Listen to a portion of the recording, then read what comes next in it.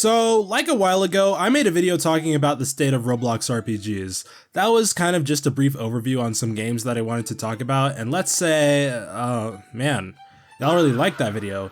It's my most popular video and it's not even close. That was originally going to be a one and done thing, but y'all really flooded the comments with games for me to play next. I told myself that I'd just get around to it eventually, but now is that eventually. I want to narrow it down to a couple of games to play for this video because if I played every suggestion, I'd be here for hours. But Q, man, I'd watch a several hour long video about Roblox RPGs. I don't know if I'm doing the nerd voice, I'd watch that too. Roblox is legitimately dry when it comes to RPGs, and like fork found in kitchen type statement right there. Still, I know that this engine is capable of creating, you know, actual games. Still, no matter what I find, it feels like it's just garbage as far as the eye can see. It's not even like regular garbage either. It's the yucky wet kind, but the bag is like a hole in it, so it starts leaking as you drag it, but the dumpster is absolutely stuffed too, and that means you gotta try and toss the bag in there. But the bag is also really heavy because it's been collecting garbage non-stop today, and you gotta kind of lift it over your shoulder before throwing it, but it squirts all over you because of that. So you gotta just kind of take a moment to reflect on all your life choices because you got squirted with mystery garbage fluid. This was a terrible bit. What was I talking about? Oh yeah, Roblox. There's Roblox. But before we continue, give me a quick minute. You know the spiel. Like if you like this, dislike if you don't. If this video gets 3K likes, maybe I'll do another one of these videos on Roblox RPGs, but it's no big deal if we don't get to that goal. A bigger deal, however, is us getting to 50K subs by the end of the year. Yeah, it's a bit down to the wire and I doubt we'll get there, but even getting close will be a big community accomplishment. Last thing, if you're on mobile, some users will have a little hype button, which is basically a super like. If you want to see more of this, you can click that too. Okay, back to the video. The first game on this list is actually something that I never expected to cover in a video. I talked about it briefly over a year ago in my Roblox Games Suck video. That is Souls RNG. What? Souls RNG is an RPG now? So I got a lot of comments saying that Souls RNG actually got updated a while ago, adding actual progression into their game. For those of you who somehow don't remember back when Souls was the biggest game on Roblox, I'm using the word game very loosely here. It was certainly a thing that you played where the gameplay loop was that you click the roll button and you got a title. What do these titles do? So this is the biggest game of the platform despite the non-existent gameplay loop. You got copycats left and right, popping up trying to copy this game's success to little avail. Who knew that when the whole appeal of the game is pressing one button for a 1 in 5 billion gazillion chance of the Uber Dookie Guardian aura to pop up would have little room for innovation.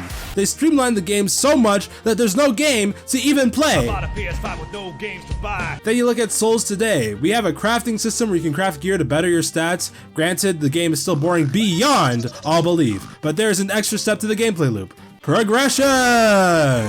However, that's not what I wanted to talk about. There's actually a game mode where you can actually take the auras you've collected to fight bosses in like combat for rewards. Yeah, that's right, Souls RNG is officially an RPG, at least by my definition. The literal term role-playing game is pretty vague, but I'm pretty sure that everyone that isn't being overly pedantic can agree that every RPG is a game where the gameplay loop focuses on combat to improve the player's stats, making them stronger. Souls RNG has you fight bosses that give you loot, which I assume helps you improve your stats, so unfortunately, Souls RNG fits my definition of an RPG. I'm gonna be honest here, cause like, I only got to play one boss. I don't know any other bosses, nor do I care for any other bosses. So like, I head into the lobby where you queue up for the boss fight. There are a bunch of different lobby sizes to queue up for, but I immediately go straight towards the 20-player queue. I wasn't even sure if I would be able to fight because I never got any good auras when I played last. Thankfully, when you load in, the game gives you rental auras to choose from if you don't got anything. Now, for the moment you've been waiting for, the combats. Not gonna lie, this combat is mid beyond all belief. You get one attack, not one ability, but just the one attack. That button right there is the only button you get to press for the entire game. Yeah, I know. Ooh, flashy, sparkly particle effects. This is some high budget stuff. Souls RNG is the definition of style over substance. I will say though, out of all the Roblox meta pioneers, at least Souls RNG has style. I'd take Souls looks over Steal a Brain Rot any day. Do I think Souls RNG looks good? No. The effects are so overly gaudy that I feel strained trying to look at this game. What I was trying to get at was the all style no substance mentality carries over to the combat as well. The enemy design probably suffers from this even more than the player combat. I fought the Crawler, which is like a giant sandworm, but like it fights in a way that's hard to describe. I feel like the best way I can put it is saying it's designed like a Mario boss. You know how in Mario, a lot of the bosses have two main states where they attack first and then they're left vulnerable, so you gotta hit their weak spot. Do that 2 more times, then boom, bap, pow, they're dead. The boss is like that, where you have to wait for the brief window where the boss is vulnerable, and you're able to get an attack in it. You see, that'd be perfectly fine if we were playing Mario, but this is an RPG raid style boss. We do not have time for this, dog. This makes the combat feel super unsatisfying because you never feel powerful. The boss can easily kill you while you deal tickle damage. Now, I'm not asking for a game that's Goo Goo Gaga baby mode. This game is already that. Or I would say that if the boss's attacks weren't cheaper than billionaire CEOs when their employees ask for their bare minimum to, you know, live. This dev team apparently has never played a video game before because they don't know that you're supposed to telegraph attacks so the player can, you know, dodge. A lot of these attacks just involve the worm crawling out of the ground randomly, so if it targets you, too freaking bad.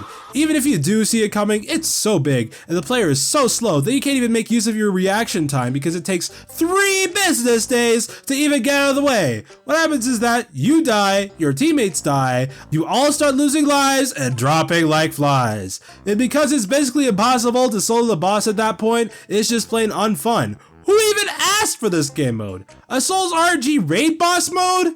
I rate Souls RNG a 1 in 10 million gazillion chance aura! Oh my god, guys, we got this super awesome mega rare aura! Okay, moving on to an RPG that y'all would not shut up about. We are playing Pilgrammed. Oh my god, you guys kept pestering me to play this game. Cuban, play Pilgrimmed. Cuban, you gotta play Pilgrammed. Well, here you go, the Pilgrimmed segment. Pilgrimmed is an open world RPG where you travel the world doing stuff. I don't know what stuff that is exactly, but it's okay because I'm stuff. Aha, Jonathan, you are banging my dog. You start the game and guys, do my eyes deceive me, or is that a tutorial? Oh my god, I think I might actually cry. We legitimately have a game with a proper tutorial. This goes over everything the player needs to play the game. We got movement, we got combat, we got player builds through the cabinets. This game is actually showing some promise, guys. You head to the village outside the cave and talk to Abraska. He'll tell you to kill some thieves, which helps you get used to the game's combat because every game needs a defeat 8 snowmans quest. Oh yeah, I should go over that. The combat, I mean, not the 8 snowmans part. If you've played Deep Woken, I heard it should be familiar. I, however, have not played Deep Woken that much because the game has no tutorial, nor does it have an obvious main story quest, leaving me lost on the starting island and quitting out of boredom and lack of progress. You've got your M1 attack, which lets you attack with your equipped weapon. There's a bunch of different weapon types in the game, but I gravitated towards the heavy weapons because there's nothing better than a big sword. You hold the F button to block, negating stun and reducing damage. However, if you time it perfectly, you can parry the attack, negating all damage. You can press R for a heavy attack that goes on cooldown and varies between weapon types. You also have abilities that depend on what gear you're wearing. It's basically one of those games where the combat is simple enough to grasp yet it's hard to master. Moving on with the quest, Abraska asks you to investigate the den and defeat the Thief King. After a fight with him, you get his cloak, allowing you to charge into enemies. And you also have a chance to get his Vuvuzela, allowing you to summon mini thieves to help fight. Abraska then tells you to head towards the desert. At that point, you're basically free to head off anywhere you want. I mean, you could do that before, but why would you just skip the quest that you start off with? At this point, I'm just gonna let you guys know how I feel about the game so far. I played for a couple hours and... I mean, it's alright, like... overrated as fuck. Yeah, I'm sorry guys, but this game really isn't selling me on it. Do I think the game is bad? Not really. Do I think the game is good? I mean, it's better than most of the platform's offerings, but the bar is on the floor at this point. You know what? Let me just start with the game's positives. The game having a tutorial is a big upside. In this day and age where game devs think that they're too good to have a tutorial, they quickly just resort to putting up a fandom wiki. I'd rather quit the game than be forced to look at fandom just to play a Roblox game. While we're on the subject, the game has a built-in bestiary where you can see every enemy you've defeated and their loot drop chances. We should normalize having built-in information resources in games like these. It really goes a long way to making the player experience that much better. Listen, developers, I know that teaching your players how to, play your game is a lot of work, but this is Game Dev 101. I know just letting the fans make a wiki seems tempting, but Jesus Christ, y'all need to chill on the wikis. Also, the skill upgrade system is pretty cool. The game calls it the skill tree, but this is pretty obviously not a tree structure. You get to upgrade any skill you want in any order you want, and I think that's neat. One thing that really surprised me was the reset skill points button, just letting you reset all your skill points so you can reinvest them into your skills. I was so ready for a Robux pop-up telling me that I needed to pay 500 Robux to reset my skill points, or I get a notification that I need to find the Wimbleberry Crap Gem from the Slopwort Guardian or something to reset my skill points, but the game just lets you reset your skill points, no questions asked. Yeah, like I said, the bar is on the floor. Unfortunately for me, I think that's like all the good I could say about this game. Let's start with the combat. I don't know if it's the same in Deep Woken, so let me know in the comments how close it is to Deep Woken, but this combat feels so boring to play with. Enemy attacks just sometimes don't even bother with telegraphing themselves. I know I talked about this earlier, but I feel like it's even more important for a game where you're expected to parry attacks. If you're getting attacked by 2 or more enemies, forget about having an engaging duel. They just swarm you. With these attacks, which I mentioned lack proper telegraphing. That means trying to play the intended way will most likely lead you getting killed. The optimal strategy is just to run away from most of the fight, only closing the distance when you have a low risk attack to use. Or if you have a Vuvuzela, you could just let the minions do all the grunt work instead. It's not ideal, but do you know what is even less ideal? Dying. Thankfully, the only punishment for dying is losing half your gold, so if you invest with the bank NPC often, your money should be safe. I lied. That actually isn't the only punishment, but I'll talk about it later. You can't keep getting away with it! Not once did I ever feel like the game really rewarded me for attempting to play as intended instead of using the Joestar secret technique. Take for example, the first boss, the Thief King. This boss is tough as balls for being the first boss of the game, let alone the second quest that you do! The normal thieves were Goo Goo Gaga baby mode, so you think that the Thief King will be a breeze. Maybe you're thinking it's just gonna test your skills from all the thieves you've been fighting.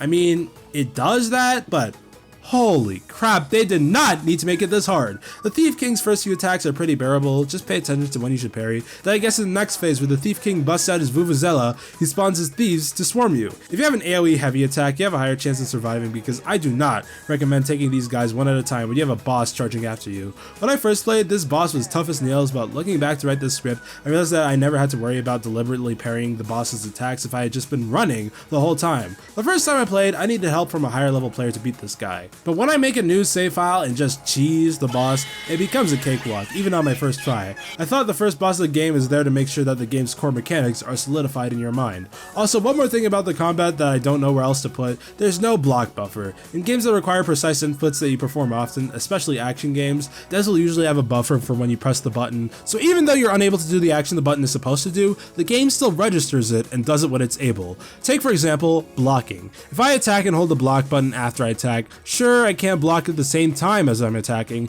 but the game waits until my attack animation is finished to block because I'm still holding the block button. Pilgrammed doesn't have this feature, meaning that if you want to block after an attack, you have to perfectly time the button press. And it feels awful. Man, I can't believe I used YBA as an example of how to do something right. You win this time, Paragon. Moving on from combat, why the heck is this world so big? Like, I know that you're gonna say, Cumin, it's an open world game! One thing I hate about modern open worlds is how much nothing is in the world. Everything is far apart just for the sake of devs being able to brag about their open world RPG. I'd much rather have a smaller yet denser world to explore than having a sprawling load of diddly squat. There's nothing to even do in this empty space. There's hardly any NPCs to talk to, and most of the time they aren't even useful NPCs. There's just quirky dialogue NPCs that have no reason to even exist. This brings me back to what I said earlier about me lying about death's only punishment being that you lose money. The real punishment that you learn very quickly is that you have to walk all the way back to where you were before! What kind of archaic game design is this? If I die at a boss, I want a rematch with the boss! I don't want to trudge through all this fodder just to get back to where I was. I have no idea why this game is so stingy with fast travel points. At the very least, there should be a fast travel point before every major boss. I already did the work of exploring. Why do I have to do it over and over again every time I make a mistake? I know all of you in the comments are going to be like, Skill issue much? So what if it's a skill issue? So what if I actually try to make an effort to learn the game's mechanics and overcome its challenges? Apparently that's not enough for the game to respect my time. Why should I even bother at that point? Another thing about the map is, why is it so foggy? So many areas in the game just have excessive amounts of fog for no reason. I legitimately had to adjust my monitor's brightness just to even play this game. I can't see 3 feet in front of me. I thought I was playing Roblox, not Silent Hill. When I went to the mountains, the guy who gives the quest asked me to find a snowman. He didn't exactly remember where he saw the snowman, so he gave vague recollections of locations for me to use as hints for where to go. There's no objective marker like most other quests, but that's fine. It shouldn't be too hard, except where the heck is everything? I cannot see! This game is so foggy that I quickly lose my sense of direction the moment I'm not given an objective marker.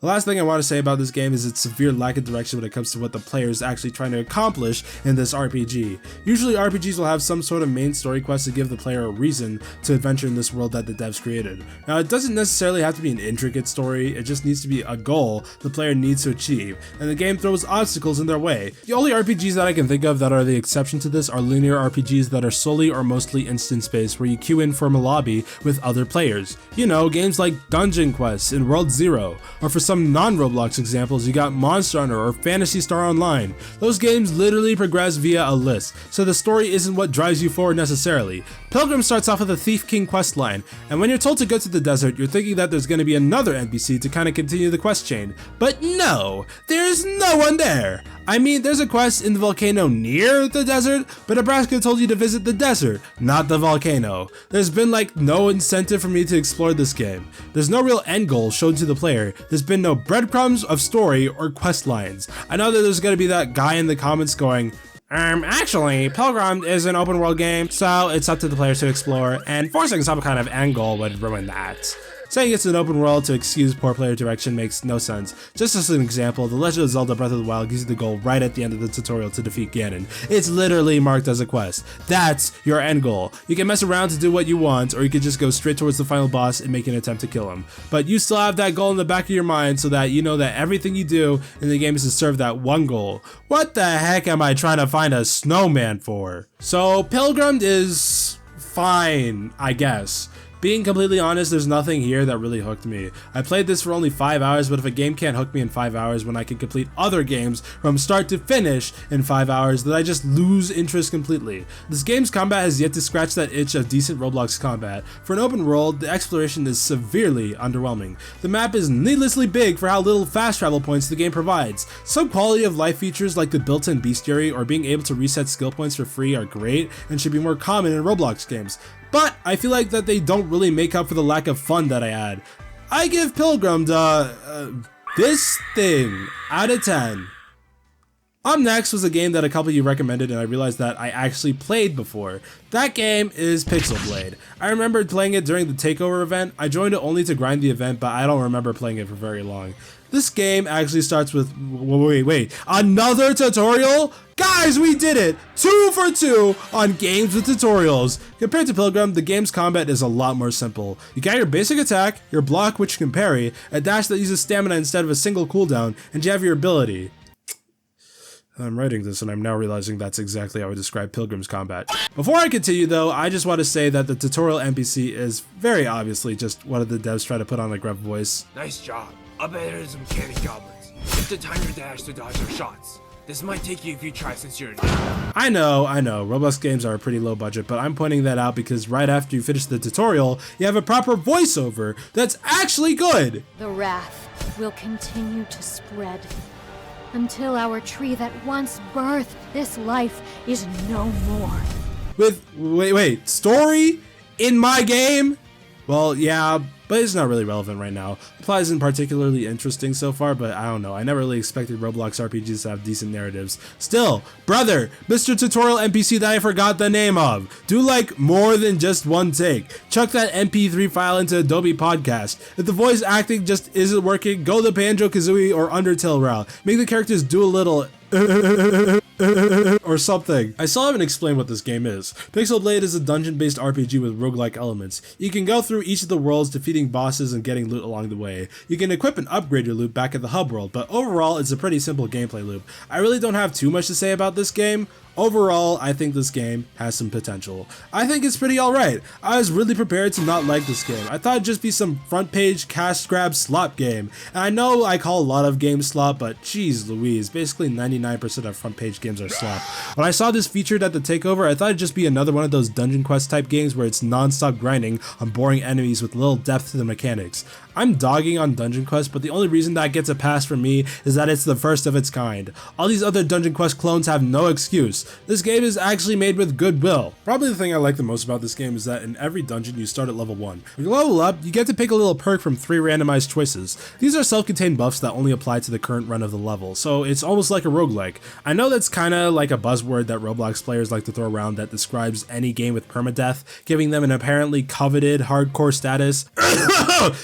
Freedom War. I actually like the implementation here. They're significant enough where you feel like your choices matter, but sometimes your go-to option isn't there, so you gotta improvise. I really enjoy that aspect about Pixelblade. Another aspect I like about Pixelblade is the dash that you have that's tied to your stamina. Your dashes actually have iframes, and that's useful for quickly dodging enemy attacks. I know that sounds pretty standard, but this is a Dungeon Quest clone we're talking about here. This game does feature microtransactions, but considering that the game isn't made particularly as a cash grab, at least lets me be able to ignore that. This game isn't constantly shoving ads in your faces when you're in the middle of combat or anything. They only do that when you die. Jokes aside, devs have to make money, especially on Roblox, so this I'm not too miffed about. Now, I think that this game's biggest flaw comes from the fact that the hitboxes make no sense. There are a lot of times when a boss goes to attack, and like the normal person that you are, you dodge the attack. I know, we're breaking new ground, guys. You'd think that it'd then be safe to counterattack, right? Wrong, moron! These hitboxes linger for so long that it's not even funny. Most damage that I take from these bosses come from these lingering attack hitboxes. Look! The boss literally stops moving his weapon, yet I take damage! This is legitimately such amateur game design that I cannot believe this got through testing. Did not a single person fight these bosses and think to themselves, hey, I'm taking damage when I obviously shouldn't have, because that's what it feels like. One complaint that I have that relates to the combat is just general Roblox jank from timing dodges and parries. Sometimes I'll very obviously parry an attack just for it to not work because the server doesn't register that I parried in time. I never really bothered with trying to parry because it's just a lot riskier than dodging, where I can just spam dodge rolls up to 3 times. That gives me a lot more leeway than a single parry, but yeah, this isn't the developer's fault, obviously. Another complaint that I have for the game is that the multiplayer, well, it sucks. I actually never bothered to go through the hassle of playing with people because the devs never thought that maybe it'd be a good idea to have an easy way to play with people in their multiplayer RPG. The way that these Dungeon Quest type games usually handle multiplayer is that someone selects a dungeon and its difficulty, and then they make a room so other players can join. It's a pretty easy way to have people play together. Pixelblade throws that all out the window, because in order to play with people, you have to invite them first and then pick a dungeon. You can't just start a room for the dungeon you want and play with random people. You have to either A, click on everyone's invite button and pray that someone not only joins your party, but is also willing and able to play the dungeon you want, or B, you have to beg in chat for someone to hopefully play the dungeon you want, and if nobody responds, you have to server hop and try again.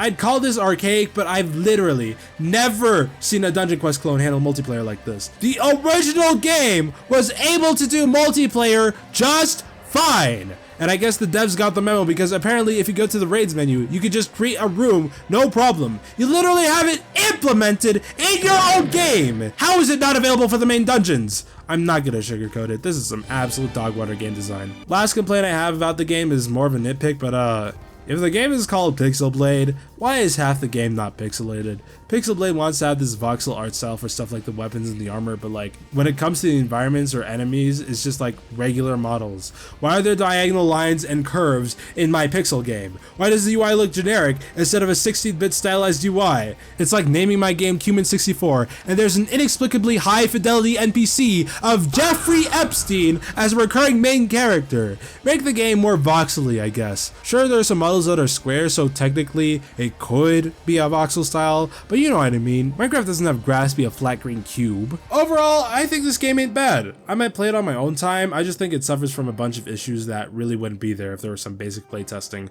Otherwise, I give Pixelblade a not diamond Minecraft sword out of 10. The last RPG that I'm going to talk about was one that only a couple people recommended, but I remember it looking quite familiar. That game is Critical Fantasy. Critical Fantasy is a game with probably the most unique combat system I've seen from any Roblox RPG. If you don't know, know, however, this game isn't exactly 100% original. You see, if the name Critical Fantasy rings a bell, then you might be thinking of the old game Critical Strike by Epic Critical. It was a free-for-all arena game where you picked a class and fought to eliminate everyone. The game had multiple spin-offs over the years, such as Project Samasakudo, a game that hasn't been updated in years, and it's somehow still being actively developed. Come on, Jeef. Where's the homecoming update, Jeef? The original game, however, isn't being updated anymore because the creator likes children! Critical Fantasy is actually built upon the already existing game, Critical Adventure. But as Epic Critical was going to leave the platform, he made Critical Adventure open source. Therefore, anyone could download the game files and finish the game themselves. The first of these games was Critical Adventure Remastered, and it was doing alright player-wise, but it all came crashing down because the developers were being underpaid. I'm talking like $20 at best. Would it really be a true Roblox game if anything went well behind the scenes?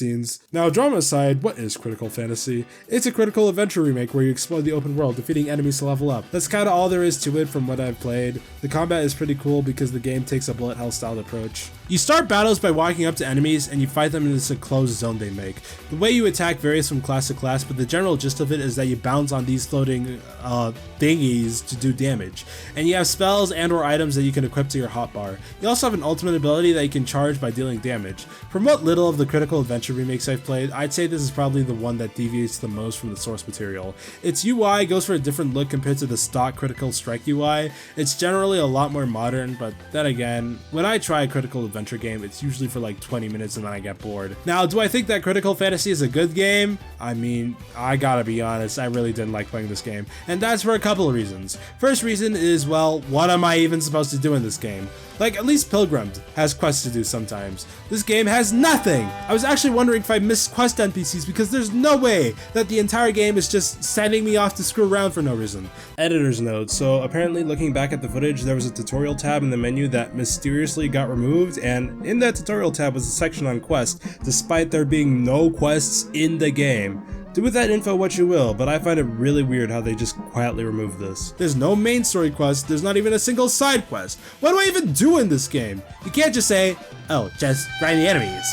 Grinding enemies is what you do to accomplish something bigger in an RPG. What is my endgame here? Also, this game has a weird obsession with putting important items in random chests. Like, the ability to mine is locked behind a chest that you have to find, I think.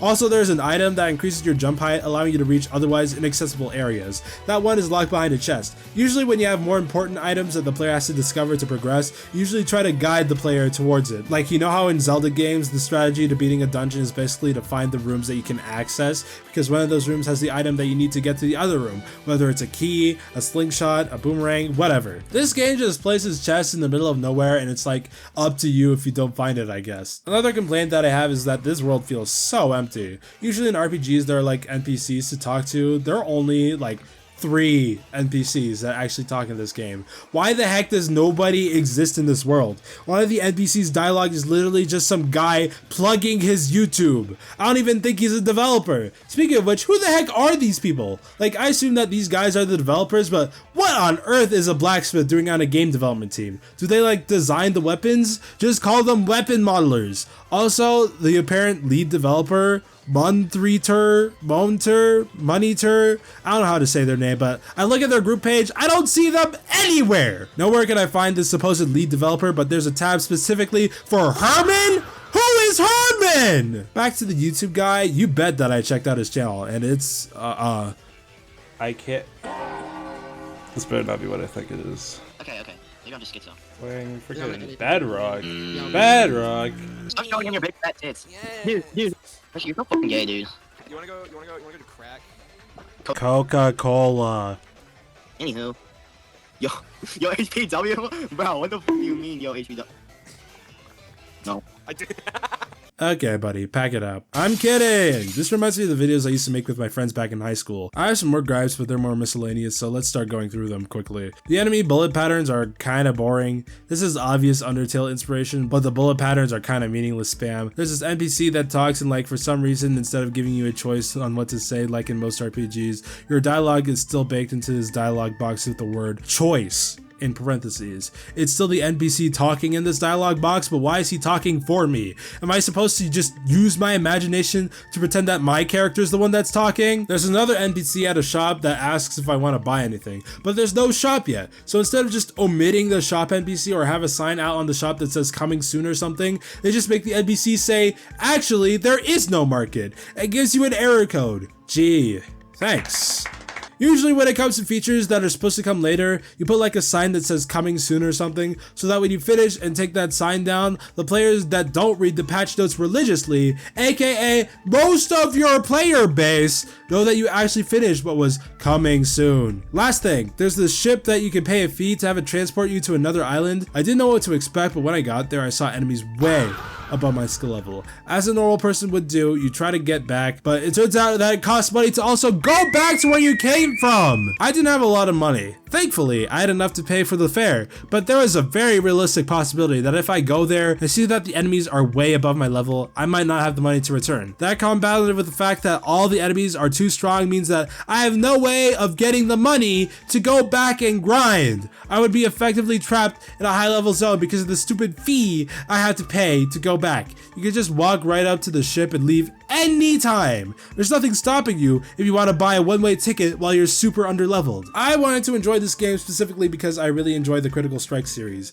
Back in the old days of my channel, I used to make videos about Project Samasakudo, the best Critical Strike spin-off, all the time. And by all the time, I mean a whopping total of 4 videos. However, the Critical Adventure formula just doesn't work, like at all. Maybe there was a reason the game never finished. The combat feels brain dead despite its unique premise. The exploration is aimless and empty. There's no direction given to the player, even by open world standards. What even is there to do in this game? Is it fighting bosses? If the bosses are supposed to be the main appeal, why do I have to do hours of grinding before I get to fight them? Who cares? The game couldn't hook me fast enough, so I'm probably never gonna touch it again anyways. Critical Fantasy may be the most well put together critical adventure game, but doesn't matter if it's still kinda garbage.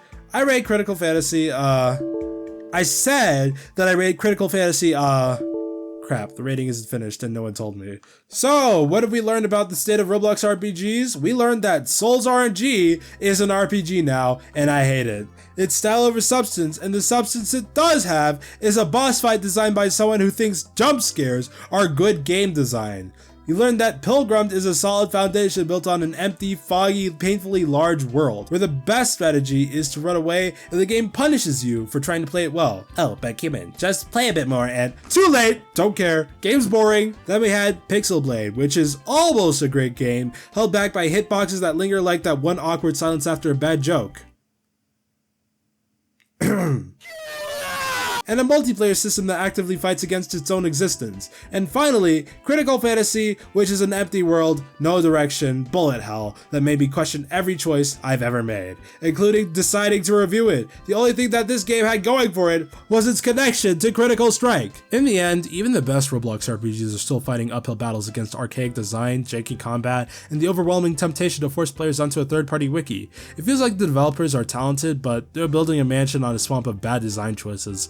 I'm not expecting a masterpiece, but I just want something that has some substance that I don't have to grind 90 hours to find. But hey, you guys wanted me to play these, and I did. I suffered, so you didn't have to. If this video somehow gets to 3,000 likes, maybe I'll do this to myself again. For now, I'm gonna go find a game where pressing a button actually does what it's supposed to do. Thanks for watching, go outside, and don't forget to give me some suggestions on what to play next. I don't want to play another Nami Feet Obby out of 10 game like last time. I know y'all are freaky like that, but Nami's mid beyond all belief, let me tell you. I had to say it. Take that girl off Ozempic.